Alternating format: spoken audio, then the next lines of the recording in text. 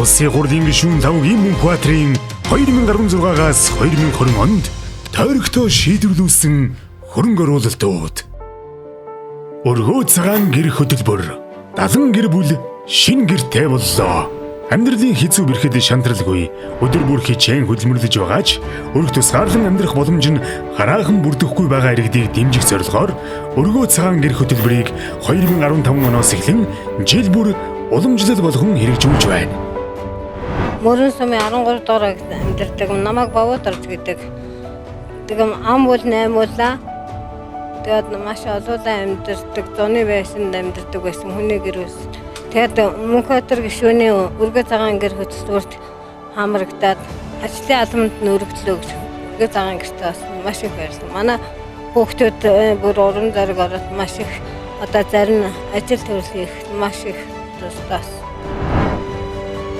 Өргөө цагаан гэр хөтөлбөрт хамрагдсан айл өрхүүд ахуй амьдрал дэвшин дээшилж гэр бүлэрээ аз жаргал тайгаар улам илүү уран зоригтойгоор амьдрах болсноо илэрхийлж байгаа тул хөтөлбөрийн хамрах хүрээг өргөжүүлж мөрөн сумаас гадна Алаг Эрдэнэ, Баянзүрх, Улаануул, Эренчин Лүмб, Цагаан нуур, Ханх, Хатгал, Чандман өндөр сумдад амжилттай хэрэгжүүлж шийдвэрлсэн билээ. Гэр бүл бүхэн жаргалтай байг.